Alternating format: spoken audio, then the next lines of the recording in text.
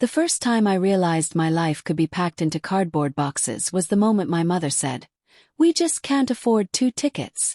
She didn't look at me when she said it. She stared at the kitchen wall, at the small crack above the light switch that I'd traced with my finger 100 times as a child. That crack had always been there. Like me. Easy to ignore. The smell of overcooked lentils hung in the air, heavy and bitter. My sister, Clara, sat at the table scrolling through her phone, already smiling at something that hadn't happened yet. She was the kind of person who always smiled before the gift was unwrapped, as if life owed her good things by default. Waited. I told myself maybe the second ticket would appear after dinner, like a magic trick delayed for effect. Instead, my mother cleared her throat. "So," she said carefully, "Clara will take the spare room. You'll stay with the truck for the first night. It's only temporary." Temporary. That word has ruined more lives than any curse. I nodded because nodding had become my survival skill. I was 32 years old, recently separated, recently laid off, recently informed that the world did not have room for me unless I folded myself smaller. My marriage had ended quietly. No screaming, just silence so thick it pressed against my chest at night. My job disappeared in an email that thanked me for my dedication. And now my childhood home, the place I'd come back to bleeding and hopeful, had decided I was excess. The trip was supposed to be a fresh start. My mother had sold the old house to move closer to her sister in another city. There were 2 tickets on the train. She said she'd scraped every coin together, said prices had gone up, said sacrifices had to be made. Sacrifices always had my name. The moving truck idled outside like a beast waiting to swallow me. Its engine growled low, impatient.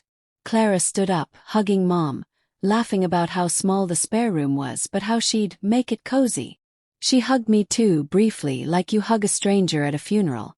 "You'll be fine," she whispered. "It's just one night." I watched them leave. Watched my mother's coat disappear through the door. She didn't turn back. Not once. Night fell fast. The truck smelled like dust and old wood and other people's memories. I curled up between boxes labeled kitchen and fragile, pulling my coat tighter. My phone buzzed. Clara had posted a picture of the spare room online. "New beginnings." The caption read. I didn't cry. Crying required energy I no longer had. Instead, I listened to the city breathe. Sirens in the distance. Train horn somewhere far away. I thought about how easily people decided what you deserved when they no longer needed you. I slept in fragments, dreaming of train tickets tearing in half, of rooms with doors that locked from the outside. When morning came, my body ached like I'd been beaten, but something sharper than pain had taken root in my chest. This wasn't just about a ticket. This was about a lifetime of being quietly pushed aside. And as I climbed out of the truck at dawn, stiff and humiliated, I didn't know yet that this night, this single act of abandonment, was about to crack open every secret my family had buried for decades. But I was about to find out. The new apartment smelled like fresh paint and lies. My mother greeted me with forced cheerfulness, as if my night in the truck had been a minor inconvenience, like bad weather. She pointed to the couch. "You can sleep there for now," she said. "Just until we figure things out." Clara's door was already closed.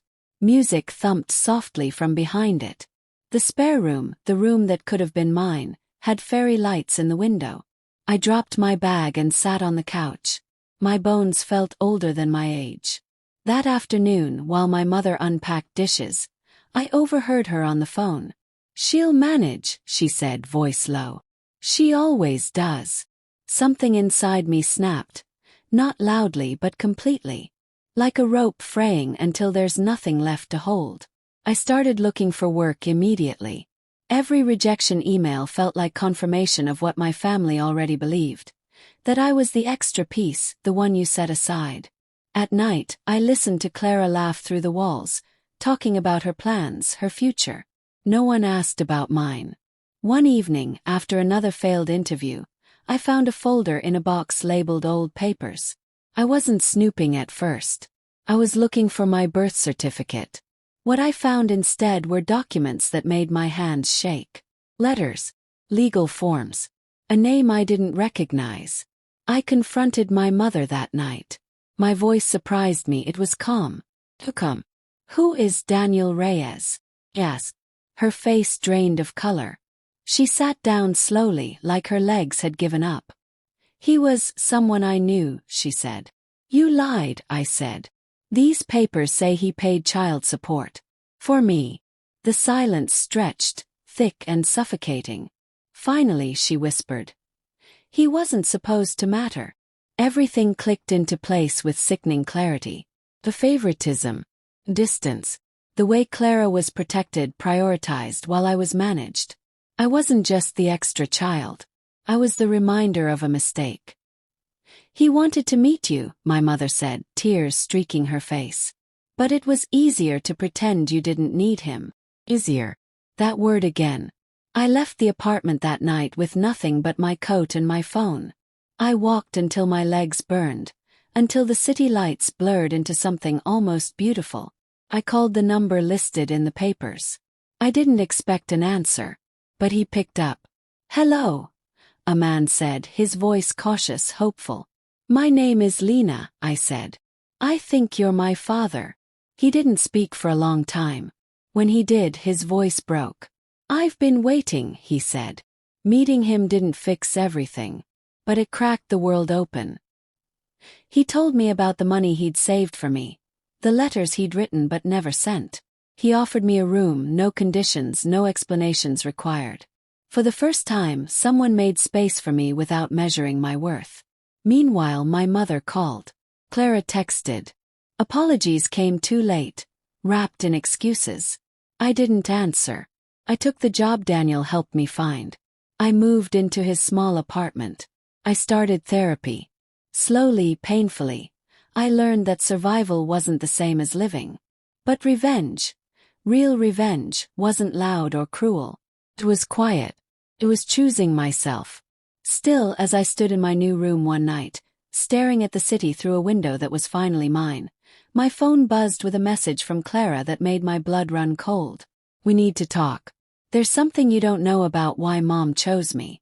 And suddenly, the past wasn't done with me yet. I met Clara at a cafe that smelled like burnt espresso and rain-soaked coats. She looked smaller than I remembered. Her confidence cracked around the edges. She didn't tell you everything, Clara said, twisting her cup. About Dad. About you. Waited. She was afraid, Clara continued. Afraid that if you had more love, attention, space, you'd leave us. And she couldn't lose another thing. I laughed then. Not because it was funny, but because it was absurd. They had tried so hard not to lose me that they'd pushed me out entirely. I slept in a moving truck, I said quietly. Because of that fear. Clara cried. Apologies spilled out, messy and late. I listened, but I didn't absorb them. Forgiveness, I was learning, wasn't the same as reconciliation. Months passed. I rebuilt my life piece by piece. Got promoted. Saved money. I learned how to sit with discomfort without shrinking. Daniel showed up for every small milestone like it mattered. One day my mother showed up at my door. She looked older. Muller.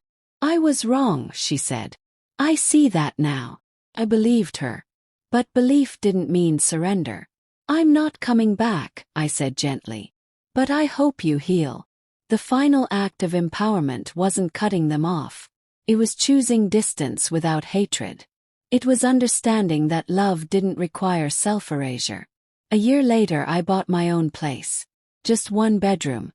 Just enough.